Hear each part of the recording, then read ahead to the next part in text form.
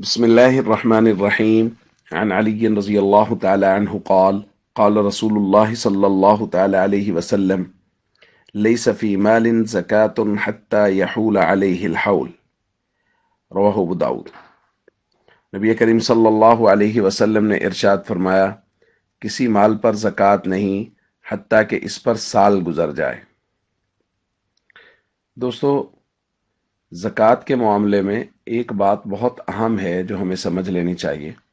اور اس میں ہم لوگ بہت کوتاہی کرتے ہیں، معاشرے میں عمومی طور پہ کوتاہی پائی جا رہی ہے۔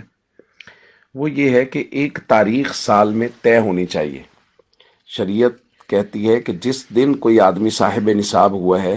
اسلامی مہینہ کے اعتبار سے وہ تاریخ اس کو لکھ لینی چاہیے کہ میں فلاں تاریخ کو صاحب نصاب ہوا ہوں۔ مثال کے طور پہ یکم رمضان کو کوئی آدمی صاحب نصاب ہوا ہے تو اس کو یکم رمضان تاریخ لکھ لینی چاہیے۔ اب یکم رمضان جب اگلا آئے گا تو یہ حساب کرے گا، کیونکہ اب یکم رمضان کو سال پورا ہو گیا۔ اب یہ حساب کرے گا کہ میرے پاس اس وقت کتنے پیسے ہیں۔ درمیان میں پیسے کم زیادہ ہوتے رہیں اس سے کوئی فرق نہیں پڑتا۔ بہت سارے لوگ یہ سمجھتے ہیں کہ جو پیسے ہمارے پاس آئے ہیں پورا سال وہ ہمارے پاس وہی پیسے رہیں گے تو زکوٰۃ ہوگی، وگرنہ نہیں بھائی، ایسا نہیں ہے۔ بلکہ درمیان میں پیسے کم زیادہ ہوتے رہے، کبھی لاکھ آ گیا، کبھی 2 لاکھ آ گیا، کبھی 50,000 رہ گیا، پھر 3 لاکھ آ گیا، تو یہ کم زیادہ ہوتے رہے۔ اگلے سال یکم رمضان کو یہ دیکھے گا، حساب کرے گا، جو طریقہ ہم نے کل بیان کیا تھا اس طریقے کے مطابق حساب کرے گا کہ آج کی تاریخ میں میرے پاس کیا ہے، سونا ہے، چاندی ہے، مال تجارت ہے، نقدی ہے، میں نے لوگوں سے پیسے لینے کتنے، ان کا ایک چارٹ بنائے، ان کی ایک فہرست بنائے اور حساب کرے۔ تو یہ بات ذہن نشین کر لیجئے زکوٰۃ کے باب میں کہ ہمیں ایک تاریخ مقرر کرنی ہے اسلامی مہینے کے اعتبار سے، اور ہر سال اسی تاریخ کو حساب کرنا ہے، اور اس تاریخ میں جو ہمارے پاس موجود ہے اس پر ہمیں زکوٰۃ دینا ہے۔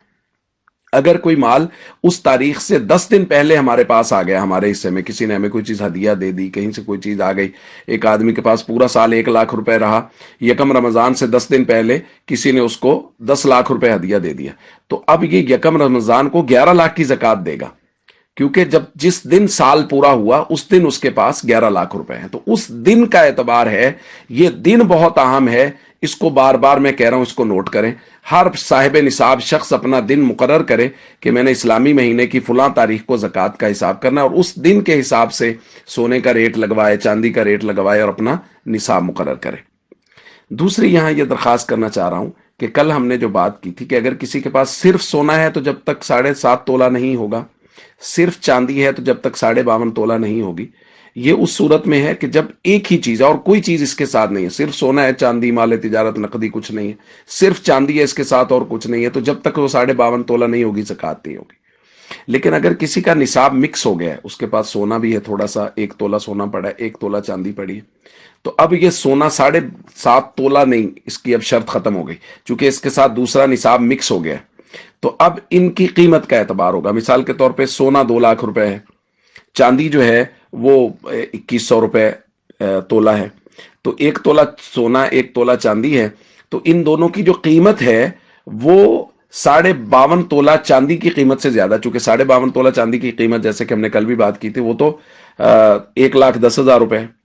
تو اس لیے جب نصاب مکس ہو جائے گا تو پھر 7.5 تولہ سونا کی شرط بھی ختم ہو جائے گی، 52.5 تولہ چاندی کی بھی ختم ہو جائے گی، بلکہ ان کی قیمت نکال لی جائے گی، اور قیمت اگر 52.5 تولہ چاندی کی قیمت سے زیادہ ہو جائے گی تو زکوٰۃ دینا لازم ہوگا۔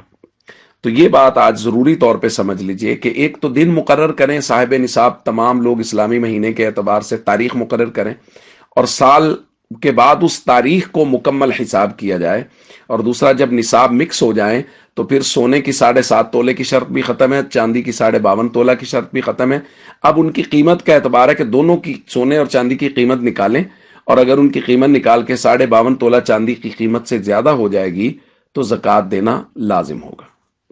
السلام علیکم ورحمۃ اللہ وبرکاتہ۔